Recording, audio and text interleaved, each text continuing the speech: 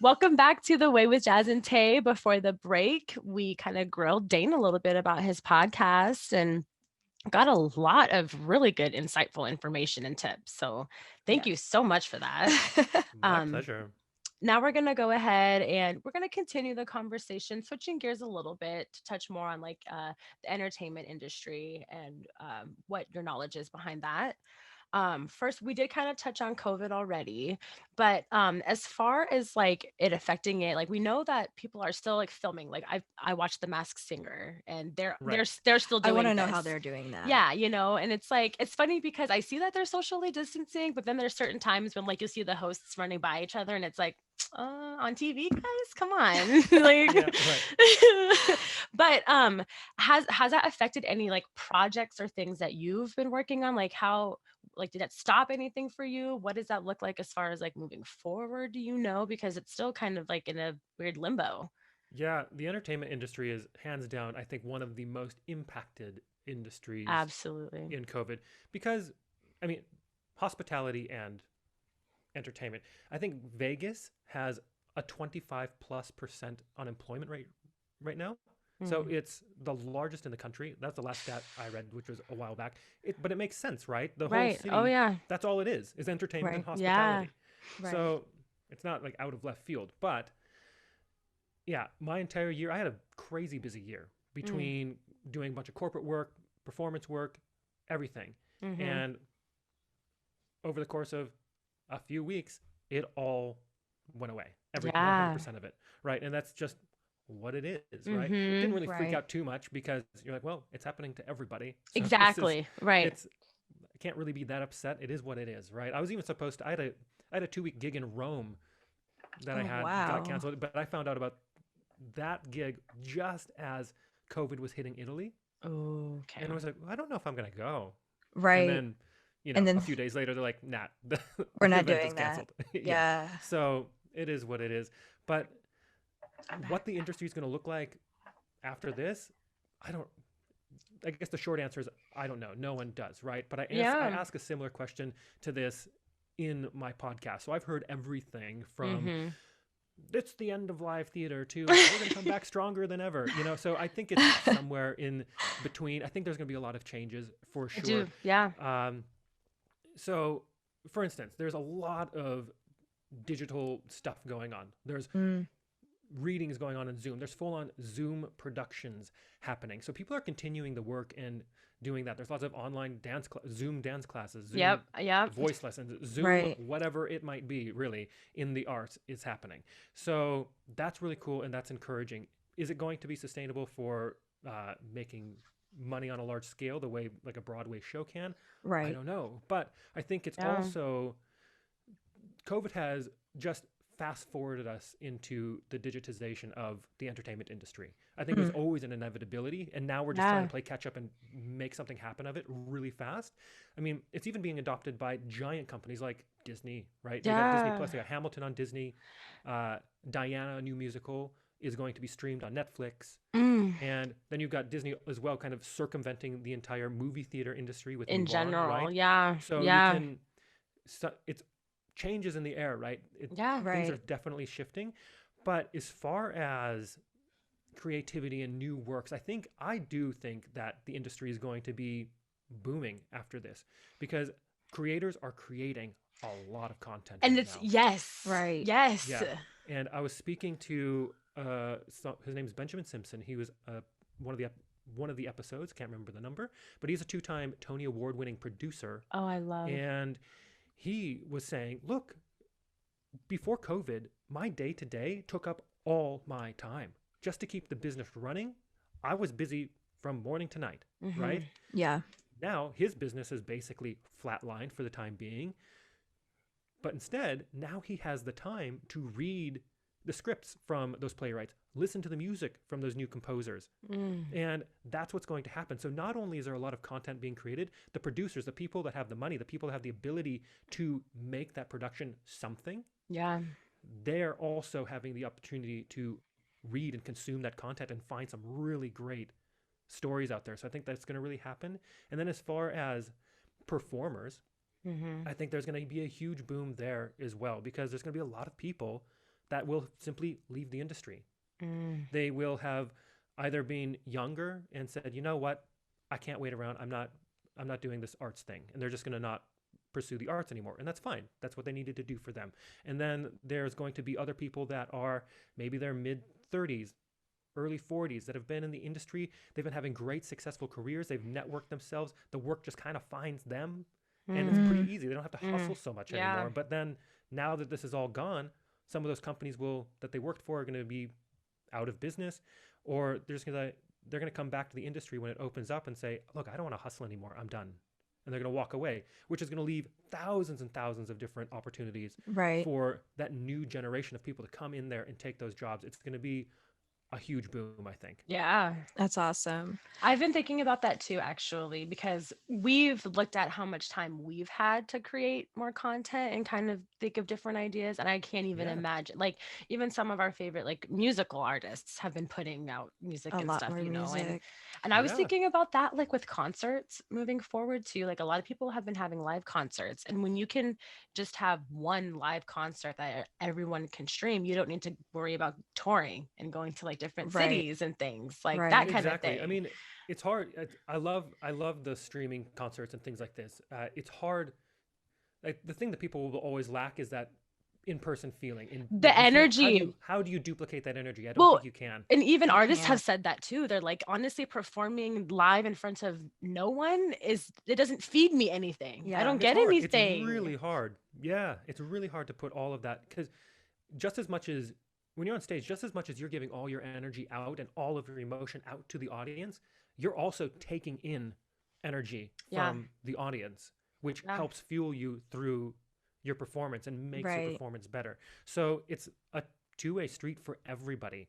And it's tough to not have that. But I think it's going to be a long time, though, before we Yeah. have music festivals, big arena I concerts. I know. don't think those are going to be coming back anytime soon in their traditional sense. But what is happening, say, in Vegas, is it's going kind of back to its roots.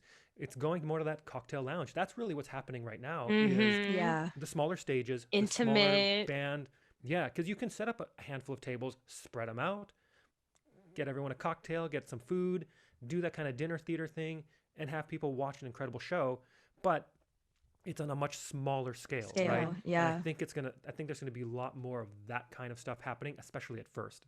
Yeah. Yeah. Oh, absolutely. I want to back up a little bit to something that you said about, digital, like going digital, and they're putting Hamilton on like streaming services, all of that. I just wanted to kind of stay in that mind frame. Yeah. Um, Now that everyone is going digital and there are entertainers and comedians popping up from like Instagram and Mm, TikTok and mm. Yeah. even Vine, um, would you say that social media is, like, as a seasoned professional, would you say that social media is a great way to push out your content and yourself now? And what do you think the best way to get exposure out is? Yeah, I think Would you social media is huge. recommend? Sorry. Social media is huge. It depends on what you're doing, right? You have to find where your audience is. You have to be purposeful about what you're putting out there. I don't think you don't want to just blast it out like a shotgun. You know what I mean? Like you can do that at first and figure out where you're getting some eyeballs and some traction. Mm. Sure.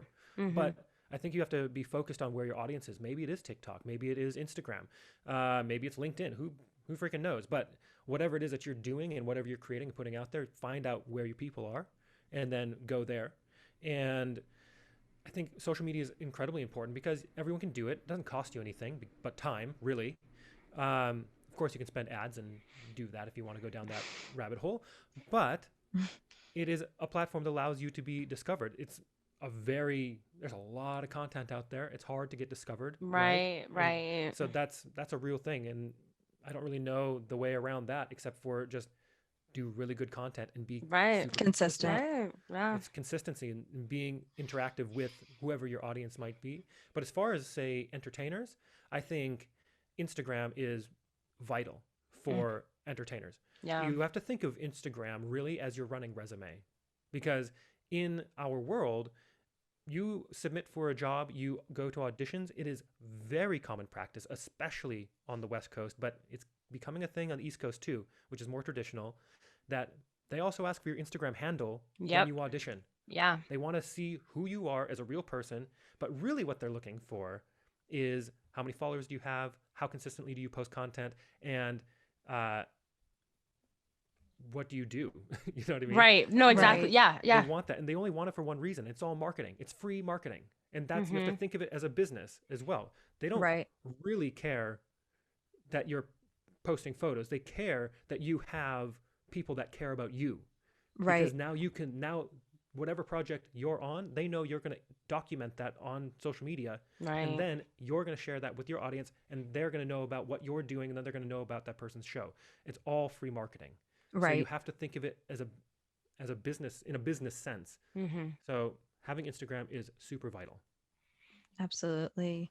Couldn't agree more. I know. I've only recently like kind of really picked up on that and seen how much it's worked. It's worked for me in growing kind of like my audience and things like Yeah. that. Um, what is some of the worst career advice that you have taken? Ooh. Ooh. How about this? The worst career advice I ever received, I didn't listen to him and I did it anyway. That I which guess honestly is usually what kind of happens. I'm like, I'm gonna do it yeah. anyways. Screw So you. how about this? They thought they were giving me really great advice. I said, you Mm. know what? I think you're wrong, and I did it anyway. And it turns out to be the best thing probably any entertainer could probably do for themselves, in my opinion. And that was when someone said, "Oh, you should never do cruise ships." And I said, "Really?" I said, "Oh, because there's this, or there was, especially was, but still, even a little bit today, there's this misconception that cruise ships just have these really kitschy, kind of low budget, whatever shows on them. And there's Hmm. production shows. They're not high art and people aren't winning Tonys and things like this. Sure, sure. That's maybe some of that's true, right? But at the same time, ships are amazing. I will preach everyone should go on a ship as a professional entertainer all the time, forever, Mm. because for a lot of reasons. First off, you get more performance reps and experience on a stage than you're going to get pretty much anywhere. There's not really a regional theater that you could go do shows in. There's not Broadway show that you could do that is going to give you as much variety in the performance variety and style of show that you're going to get and the reps that you're going to get on stage than a ship. You just aren't going to get it. Yeah. Second, you're traveling to beautiful places because I have yet to know of a ship that goes to a Right. crappy You place. know, yeah, Right. right? That part. Third, That's all I heard. yeah, third, you are improving your skill set, right? And you are also getting to create a network of people in this industry. You also get a crash course to figure out if this industry is something you actually want to do. Because a lot of people enter this industry and they go, I want to sing and dance. But then when you go, ooh, do you really want to sing and dance 10 shows a week? You know, that's hard. Yeah, yeah. And it's not for everybody. And No. if it is for you, it's best to figure that out. Well, you want to figure that out in a 6 month period than wasting a decade and then figuring that out. Mm. Figure it out quickly. And so then you can move on and make better decisions for your career. And Right. then also, you make great money Yeah. because on a ship, you don't spend anything. I Right. mean, Where you are you have to. going? Yeah, the only thing you spend on is stuff for your own pleasure. You don't pay for rent, you don't pay for food, you don't pay for travel, you don't pay for insurance, you don't pay for a cell phone, like nothing. You don't pay for anything. So you keep more of your money. So it's a great way to even save up money. Say New York City is the thing you want to do Broadway. That's cool, but it's also really expensive to live in New York City and to hit up every single audition every day. That's a Right. full-time job if you want to Right. do that properly. So I would recommend, I mean, it's a solution. Get yourself on a ship, do a contract or two, save up 40,000-ish dollars, and then go to New York City with some of that money. Now you've got lots of performance experience. Yeah. You're confident and you have cash so you can actually hit the Broadway circuit really What hard. an Easter egg. You know, like seriously. Yo, No, that's I dope. wish I had met you when I graduated college. I legitimately thought about joining a cruise ship. And Oh, they're amazing. I think like the year I graduated, I went to the Bahamas on my very first Mm. cruise. And Mm. like, I was just like, this would be awesome. Like, you just kind of like I would have loved to have been a coordinator of like the like the decks when they're doing the shows. I'm like, oh my gosh, you're just out here partying. You're like grabbing folks out of the Yeah. crowd, or the Yeah. shows that were there too. We loved them. There was this one dancer that was fine, and I'll remember him to this day. He was just a tall drink of water, but Yeah, I took That's a how, we had a master class once from a guy that was on a cruise ship. mm, I'll never forget Thaddeus Cervantes. Like he was, and he said it mm, like that every time, Thaddeus. But same with like it was a different. I never had a teacher that kind of like had that experience or style or like that background, right. and it was completely new for our studio to like have somebody like that. So it was really fun and interesting. And I think he had like maybe 5 or 6 years on a ship. Wow. He was yeah, and doing you the know, and thing. the shows that are on ships, sure, if it's an older ship, the show isn't going to be as spectacular, but they're all really, really good. Hmm. And then you go to the bigger ships, the budgets that these companies, these are multi-billion-dollar companies with insane budgets. Wow. The budgets that they allocate for their production showrooms are out of control. There's almost no other theater that you're ever going to go to that's going to be as high tech as a ship theater. I think the closest thing that you might find would be a Cirque du Soleil show. That's Oh, Ooh. there is there's so much tech because it's also floating in the ocean, so they have to Mm. take other safety precautions, and Yeah. the way they do flies and things have to be on tracks and automations. It's crazy, but yeah.